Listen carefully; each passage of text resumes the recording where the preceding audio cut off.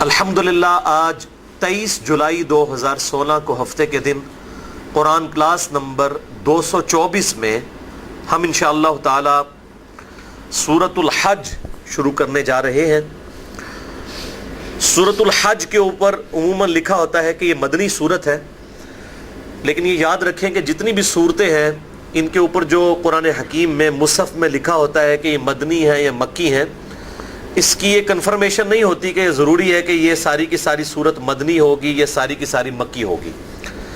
کئی صورتیں ایسی ہیں جن کی چند آیات مکی ہوتی ہیں، چند مدنی ہوتی ہیں، پھر ذرا ڈومیننٹ دیکھا جاتا ہے، اس کے اعتبار سے لکھ دیا جاتا ہے۔ ایک صورت میں کئی ایک آیات بھی ہوا کرتی ہیں، اور یہ مکی اور مدنی کا امتزاج ہے یہ والی صورت، کیونکہ اس کا جو شروع کا آپ جتنا بھی اسلوب دیکھیں گے دعوت توحید کے اعتبار سے التذکیر بآلاء اللہ، جسے شاہ ولی اللہ دہلوی نے حجت اللہ البالغہ الفوز الکبیر فی اصول التفسیر میں لکھا ہے کہ اللہ تعالیٰ کی قدرت کی بڑی بڑی نشانیوں کے ذریعے اللہ تعالیٰ اپنی طرف مائل کرتا ہے اور توحید کی طرف بلاتا ہے۔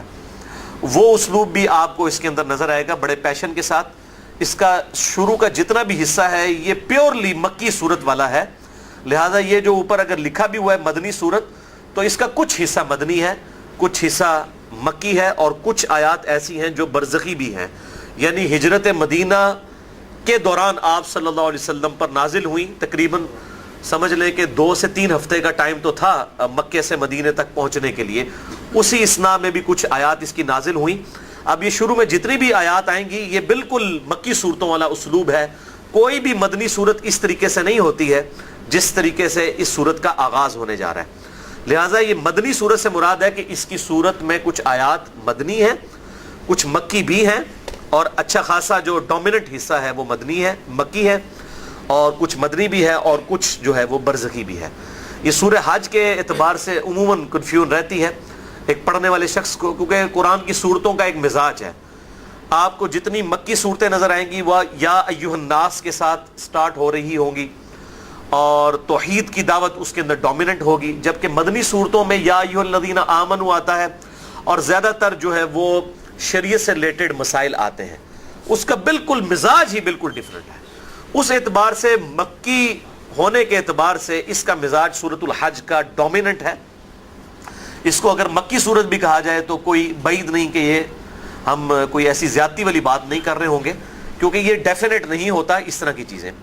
سورۃ البقرہ میں کئی آیات ایسی ہیں جو کہ غزوہ بدر سے پہلی نازل ہوئیں، اور پھر جو سود کی حرمت کی آیات ہیں وہ فتح مکہ کے موقع کے اوپر نازل ہوئیں، لیکن وہ سورۃ البقرہ کے اندر ہے، تو زمانی ترتیب اس طریقے سے ہو سکتی ہے۔ لہٰذا یہ شروع میں یہ سورۃ الحج کے معاملے میں اپنی کنفیوژن کلیئر کر لیں۔ اب اللہ کا نام لے کر اسے شروع کرتے ہیں۔ سورۃ الانبیاء کا جو اختتام ہے وہ قیامت کے جو ہولناک منظر کے اوپر ہوا تھا، اور سورۃ الحج کا جو آغاز ہے وہ قیامت کے دن کا جو معاملہ ہونے والا ہے اس کے ہولناک منظر سے ریلیٹڈ ہے، اور اس میں بھی جو الساعہ آنے والی ہے وہ بہت بڑی گھڑی۔ ایک تو ہے قیامت کا دن جو کہ جس میں اللہ تعالیٰ تمام لوگوں کو جمع فرمائے گا اور حساب و کتاب شروع فرمائے گا۔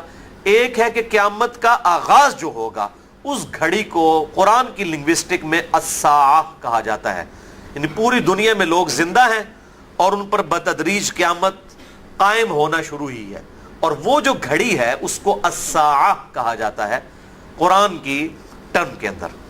تو یہ اس الساعہ کا ذکر ہے جب قیامت قائم ہونا شروع ہوگی، یعنی ابھی لوگ زندہ ہیں دنیا میں، ان پر قیامت قائم ہوگی، وہ مر جائیں گے، اس کے بعد پھر سور پھونکا جائے گا، اور پھر باقی معاملات آگے چلیں گے۔ تو یہ الساعہ کا ذکر بڑے پیشن کے ساتھ سورۃ الحج کی پہلی 2 آیات کے اندر آیا ہے۔ اعوذ باللہ من الشیطان الرجیم، بسم اللہ الرحمن الرحیم، یا ایھا الناس اتقوا ربکم، اے لوگو تقوی اختیار کرو اپنے رب کا، ڈر جاؤ اپنے رب سے۔ ان زلزلۃ الساعۃ شیء عظیم، بے شک الساعہ قیامت کے دن کا زلزلہ یہ بہت ہی بڑی سخت چیز وارد ہونے والی ہے۔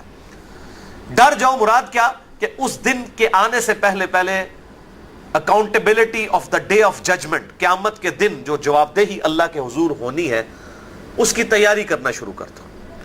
خدا کو سیریس لے لو، اللہ کو سیریس لے لو، اپنے گاڈ کو، اپنے پیدا کرنے والے کریٹر کو سیریس لے لو.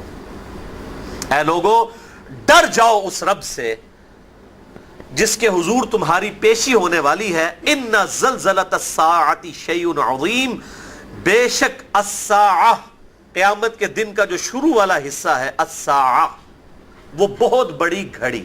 ساعتن عربی میں کہتے ہیں گھڑی کو. الساعہ دی الٹیمیٹ گھڑی، وہ جو خاص وقت آنے والا ہے، قیامت کے دن کا شروع کا حصہ. الساعہ شیء عظیم، وہ بہت بڑی سخت شے ہے. یوم ترونہا، اور اس کی جھلکی یہ ہے کہ یوم ترونہا، اس دن تم دیکھو گے، تذہل کل مرضعۃ ام ارضعت، کہ ہر دودھ پلانے والی اپنے اس بچے سے بھی غافل ہو جائے گی جس کو وہ دودھ پلا رہی ہوگی. یعنی جب قیامت قائم ہونا شروع ہوگی، الساعہ کی گھڑی آئے گی. دنیا میں ظاہر ہے کروڑوں اربوں لوگ اس وقت بھی آباد ہوں گے.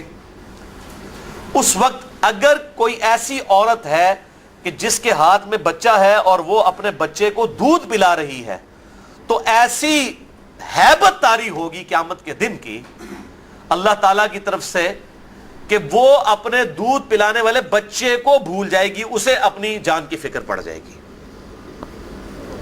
وَتَضَعُ كُلُّ ذَاتِ حَمْلٍ حَمْلَهَا، اور ہر حاملہ اپنے حمل کو بھی گرا دے گی، یعنی اسے ہوش ہی نہیں رہے گی.